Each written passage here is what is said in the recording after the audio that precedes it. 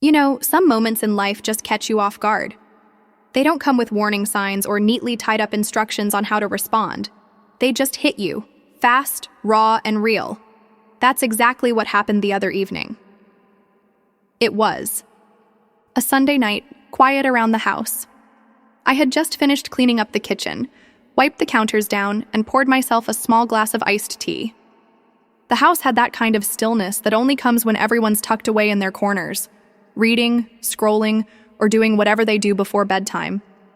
But something was off. I could feel it. It's funny how, when you live with people, long enough, you can sense even the quietest disturbance. I was walking down the hallway when I noticed the light under my stepson's door. He's 13, at that age where they pull away a little. Not in a bad way, just growing up, creating their own space, figuring themselves out. I figured maybe he was just watching something or playing a game, but as I walked by, I heard a sound, a quick shuffle, the kind of sound that says, I wasn't expecting company. I knocked, lightly. You good? In there, buddy? No answer. That's when I opened the door, just a crack. And yeah, I caught him. Not in a bad way, but he was clearly embarrassed. His cheeks flushed red, and he quickly pulled the blanket over himself. He looked like he wanted to disappear.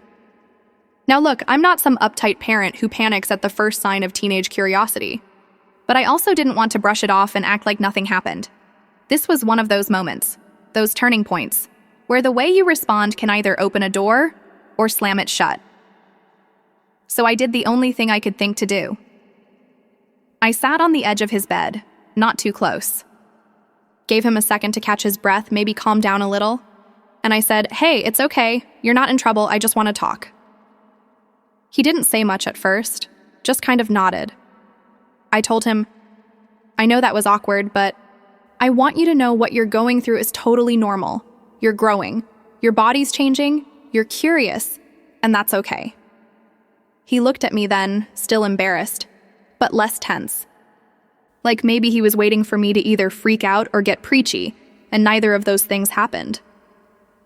I said, "When I was your age, nobody talked to me about any of this. I had to figure it out the hard way, alone, and I don't want that. For you." He finally asked, "Are you mad?"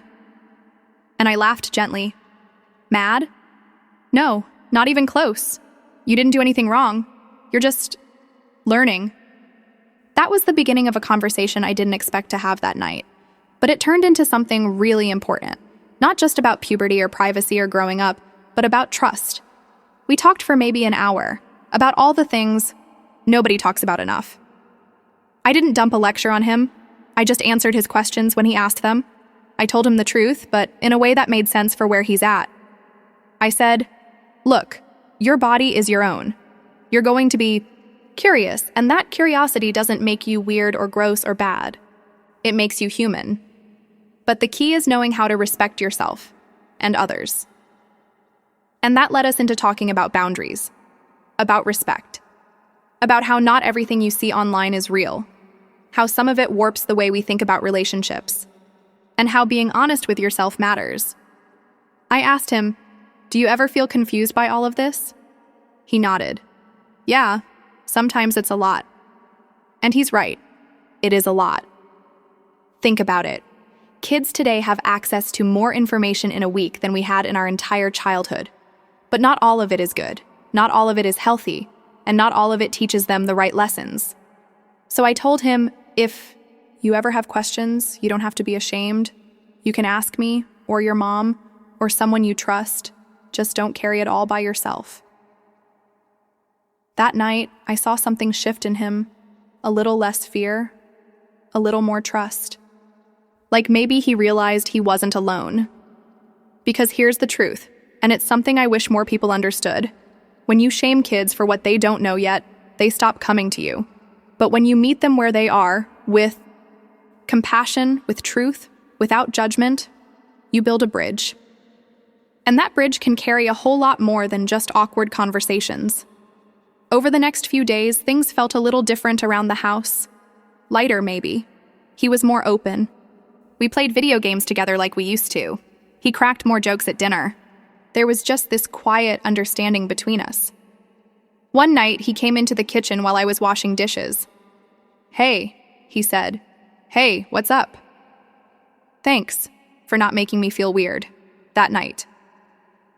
And that hit me, because that's all he really needed. Not a punishment, not a lecture, not to be made to feel ashamed, just a safe space.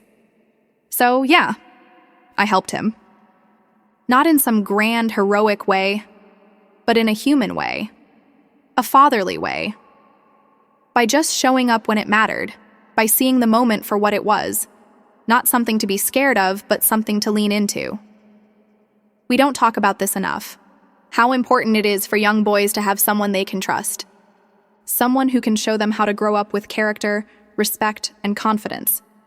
Because if we don't teach them, someone else will. And not everyone out there is teaching the right things. I'm not perfect.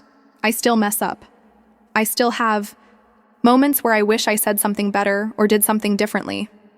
But that night reminded me why it matters to try, to listen, to talk, to be available even when it's uncomfortable.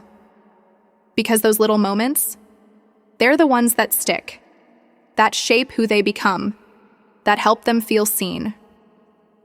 So if you're a parent or a step-parent like me, don't run from those awkward conversations.